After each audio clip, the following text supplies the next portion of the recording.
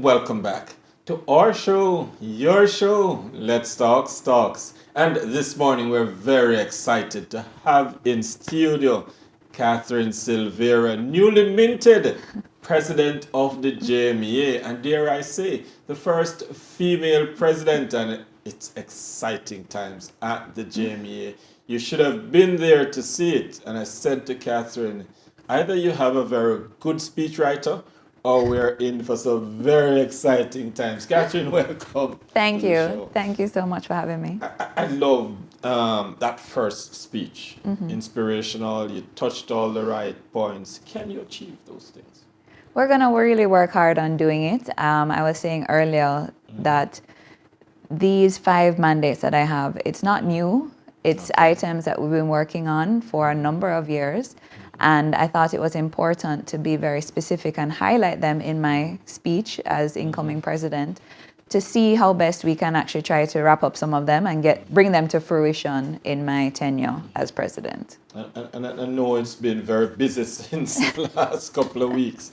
But you spoke about data and research, both yourself and past president. Yes. Highlighted the importance of research and data going forward. Talk to us about that. Well, as I said, that's not new. I mean, from Richard Pandoy was president quite a few years ago, he was spearheading that more companies, more manufacturers need to be sharing data and being more open. A lot of times, Jamaicans are very reluctant to share data. They believe that it is going to make them less competitive or open them up to competitors by sharing this data. And we are saying, no, I mean, we can have you share it anonymously, but data such as capacity, production output, employment, what skills are lacking, what is your contribution to the labor force, what is our contribution to GDP, what are we exporting, what are our targets, things like that. What is your dollar value in investments that you're making, whether in technology, in labor, in research and development, in marketing. All of this data, if we can get aggregated data for the different sectors that we represent, the JMEA that can then advocate more effectively. We see the positive that has come out of the tourism industry, and they are very big on collecting data. Yes. And when we say that we're afraid of opening ourselves up to competitors, if I'm Secrets, I know how many rooms Sandals has. Sandals knows how many rooms Hyatt has. They all know how many rooms they have. They have a fair idea of their occupancy percentage. But they use this data to advocate through the GHTA on getting incentives and support. And we need to do the same thing. But we cannot just go down to MIC and say, hey, we demand that we get these incentives. We have to show them the facts. If it is that you give us an incentive, let's say on export, an incentive on developing markets, so maybe some funds back if it is that we're going to trade shows and doing marketing overseas to market our products, then we are going to grow exports by X percentage. But we have to have those facts beforehand to be able to submit that to advocate effectively. And I like the fact that you went to incentives, because the manufacturing sector, and Boyd has the manufacturing sector took a beating over the years, but you've stood and you've stayed your ground, and I must hail manufacturers in Jamaica for the work they've done, even in the hardest of times. But we really need that sector. Yes, and they've stood their ground and invested money. So when you look at companies like CB, who has invested millions of dollars in the nest, in making it environmentally friendly, and renewable energy is used, and all the partnerships with the JPS has a station out there with the police force. They have a police station out there, a mini station, of course. But we have companies like that. Pepsi 2 years ago also invested a lot of money in upgrading their lines, their technologies. So we have manufacturers that have not just stood the test of time, but believe in their sector, believe in the country of Jamaica, and have invested money. Talk to me about this, the importance of the energy sector, renewables, what is happening with JPS. And creating those partnerships, how important is that to the manufacturing sector's growth and expansion? It's it's probably number one on every manufacturer's mind. Energy costs are probably fall just below raw material cost in terms of our productive input. And so as a country, when we are paying almost double the cost per kilowatt hour than some of our neighboring countries, we have to be always advocating for an energy discussion. And so we applaud the government who has come out to say that we will be relooking at the contracts for 2027 and it won't be business as usual. But we want to ensure that during those contract negotiations, that one, they're open and fair, and that there is dialogue happening with private sector as well, because it's not just manufacturers, all businesses and individuals in Jamaica have to pay electricity. And so conversations have to happen in terms of fuel mix diversification, a greater use of renewables. We also have to talk about updating the grid. We have to talk about wheeling arrangements. It's the enemy in the room, but aggressive work on electricity theft. We have to be open and frank about that. And we also need to ensure that there's updated time of use tariffs and that it's very transparent. And it has to work with the manufacturing sector as well. We don't just produce 9 to 5 in the day. Some of our factories are running 24/7. So we have to make sure that all of those are included in the contract discussions. And so we hope, and there are some beliefs that we can definitely get our energy costs down, at least by, I would say, 50%. That would be wonderful. But I like the fact that, Kathryn, you spoke to some of the factories are running 24/7, but some aren't. And for those that aren't able to operate 24/7, they're carrying a bigger overhead. So there's less production, final output to spread that cost over. Security is one of the things that impact those things.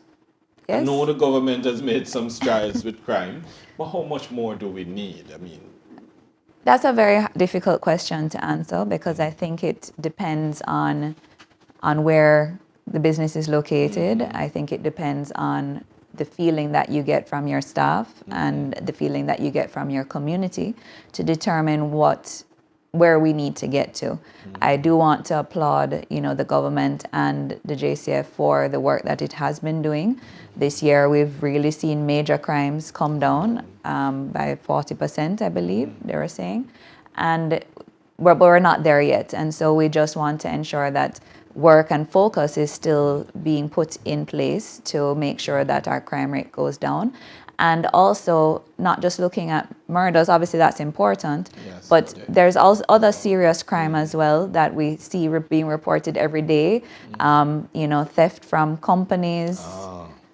That's a big one. That's a big one. So there's still work to be done. And when you do operate 24/7, it's not just the safety of your workers and getting to and from work, but it opens you up to other things like employees stealing from you or things. So it's not just the outer crime, but it's also the inner crime. And I think the next step that needs to follow is the enforcement. So we're getting the crime rates down, the murder rates down, but where are we on the legal side and the enforcement of these laws? Is there a need to change the mindset of our people? Because those in the most vulnerable communities will tell you that Kathryn and her team is not coming to invest in jungle. I can say Tivoli. But then the other side of it is, are we in these communities providing the environment to attract investors? Should we be getting to that point where, we change the mindset so that people can actually make the connection between my ability to earn and my creating that environment for investors to come in? I think that is a private-public partnership that has been happening and will continue to happen. I mean, Last week I went and did a factory tour, and I went to Chavot, which is one of our members. They make teas and flowers and things like that. And, you know, they were in a small community, and they were really touting the fact that they employ 50 persons from that community, and they need more space. They need to expand to better produce. They're very much export driven, but they don't want to leave their community because the community has served them so well, has been there to work hard for them, additional hours on weekends if necessary, if they have a big export order. And so they don't want to necessarily move, because if they move, they're taking away that the jobs that they have developed for so long. And so there is that partnership happening already. I mean, there are so many companies on Spanish Town Road.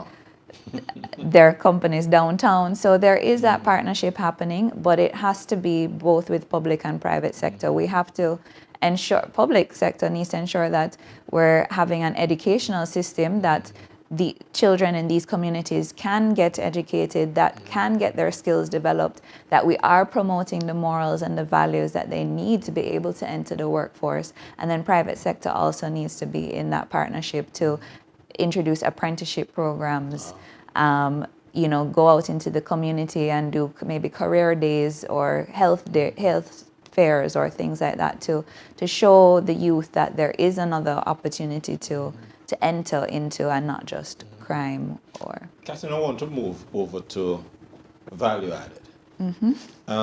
Jamaica is known to, there's a lot of things that produce naturally. With limited land space, and many of our things being seasonal, is there an important discussion to be had about increasing that value-added component, moving into agro-processing, moving manufacturing to ensure that nothing goes to waste and we take full advantage? Yes, I think so. The JMEA actually is spearheading a JMEA agro cluster. We've just written to the AIC, we're getting lands, well, companies within the JMEA are getting lands to develop both farming and agro-processing. But yes, I think there needs to be greater linkages between agriculture and the manufacturing so that we are creating more value added. We do it already, but I think we could do more. I think also that sometimes we need to move with the times a little bit more quickly when it comes to agriculture. We were speaking earlier that yam is now our #1 export. And we could be looking at things to say, well, let's not just export the raw yam, but what does the world want that we can develop from yam as well? We have done it with things like cassava and breadfruit, where we've turned them into flour. So the same Chavao is making cassava flour, breadfruit flour, and exporting it because, again, if you are gluten intolerant, which is a big word these days, big trend, well, it's happening, a lot of persons are. And so these products can be used by gluten intolerance instead of wheat. So I think that there are other items in agriculture that we could focus on. Our ginger is the #1 in the world. Yes. Our turmeric is really good as well. And so I know that there are companies that are utilizing these products to make teas, to make other value-added products. But I think we can expand that a bit more. And we also want, government to really work on developing a forward-thinking approach where it comes to our lands and making sure that they are properly zoned for agriculture, for agro-processing, housing. We see that a lot of lands are getting developed into housing, and obviously we need to encourage that, but we need to make sure that the lands are zoned properly.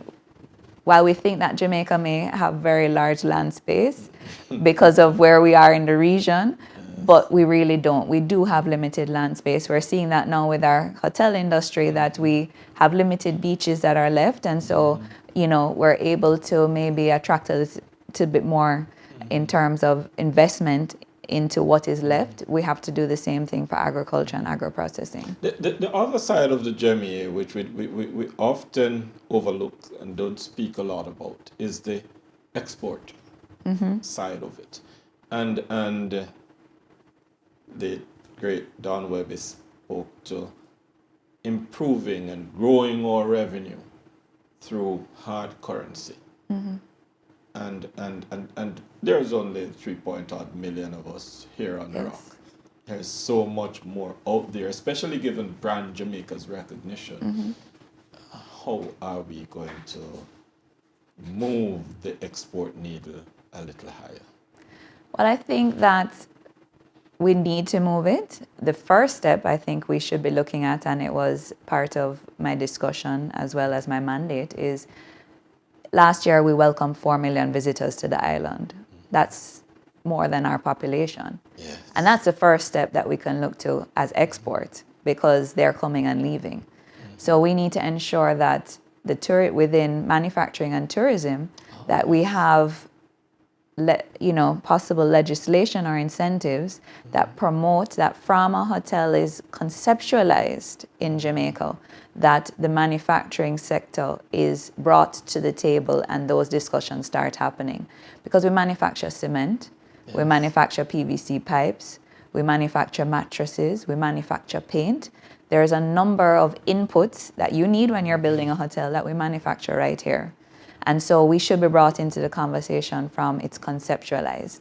And then from once the hotel opens its doors, we need to ensure that not just agriculture and the food processing is purchased locally and used to show people our Jamaican culture and palate through food, but that our entertainers, our staff, our technicians, our electricians, dancers, they're all who we're utilizing in the hotel to really bring that Jamaican flavor and culture to the table.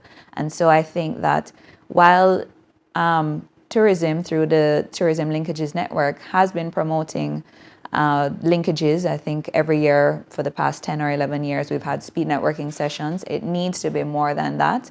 It needs to be from inception of the hotel that we're brought to the table, and possibly some incentives or legislation needs to be put in place that maybe X percentage needs to be bought locally consistently, so that we're ensuring that the money, the currency, is staying within Jamaica. Right now, only about 30% of our tourism funds is staying within Jamaica. Kathryn, I mean, we could talk all day. Who would have thought JMEA export manufacturing could be so exciting? but we're really looking forward to your tenure as president. What for you, as we look to wrap, would be the highlight of your tenure? And what would success look like at the end of year one? Because we're sure we're going to have year two. Well, I think that I would really want to see us implement at least 2 or 3 of my mandates. Data, I think that has to be at the forefront. It's why it's number 1. So as a JMEA, we really need to be, at the end of year 1, have our industry intelligence platform created and really starting to change the mindset of our members to start giving or sharing with the data. So I'd really like to see that by the end of year 1. And I would like to also see that steps have been taken to really establish the framework for the new contract proposal for energy, whomever it may be, if it is going to be with JPS or other persons, but 2027 is 2 years away. So by the end of year 1 of my tenure, we need to be well on our way to understanding and having those negotiations happen. Absolutely. All right, Kathryn, thank you very much for coming. We know it's a busy time. We're not going to keep you too long. And we want to shout out to Chassie Ramson for having sacrificed, Kathryn, to ensure that Jamaica's manufacturing and export sector grows as it should. And we wish you all the best. Thank you, Nielsen. I really appreciate being here with you today. Thank you very much. We've been chatting with Kathryn Silvera. She's the new JMEA President. And of course, as I said at the start, exciting times in the manufacturing and export sector for Jamaica. As we always say here on Let's Talk Stocks, we give you information to make better financial decisions. Come back with us tomorrow morning at 9. Another exciting program lined up for you.